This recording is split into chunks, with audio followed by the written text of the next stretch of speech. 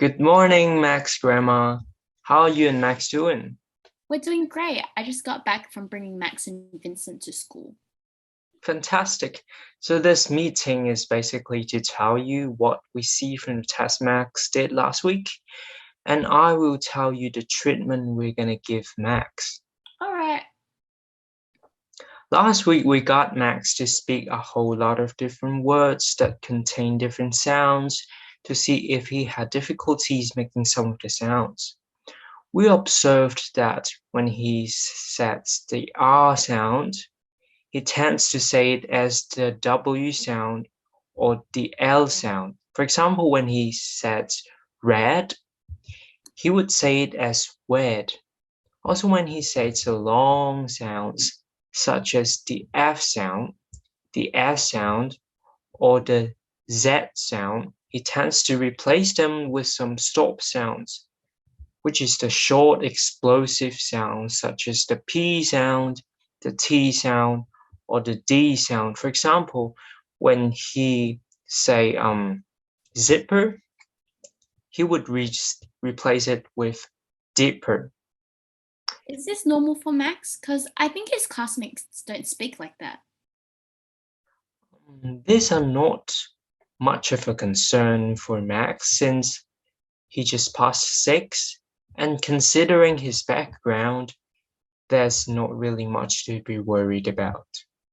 We also observed that sometimes he replaces th sound with f sound in words to make it easier to do, but that's quite common for his age and will disappear as his speech matures.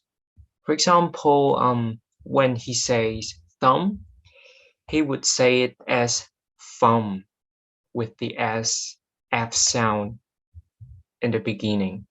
However, I believe some people in Western Sydney just grew up saying the word that way, so that's not a problem when considering if Max is being understood in where we are. Max's speech is unclear, mostly due to the fact that he doesn't say the S sound clearly. When he says words with S sound, he tends to have too much air escaping from the side of the mouth, making the sound slushy. And we call this the lateral lips. For example, when he says nose, he would sound like something like nose.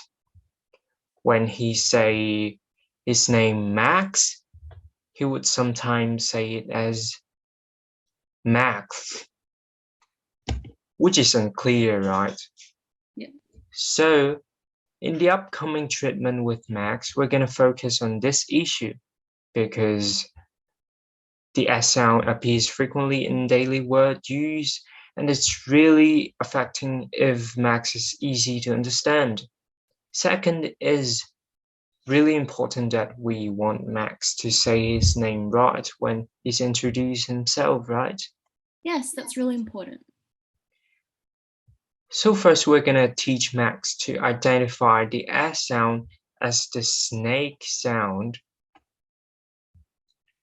appearing in a range of different words to raise his awareness of the S sound.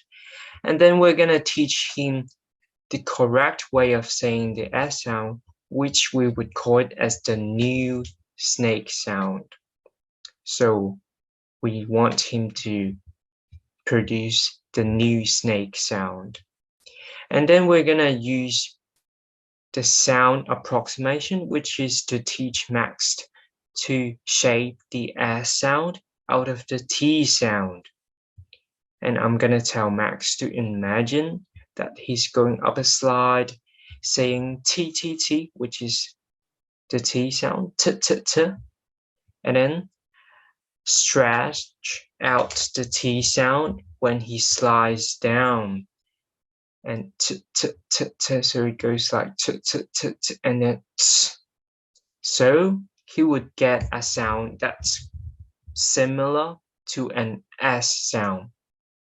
So that's the technique we're gonna teach Max to make him say the correct S sound.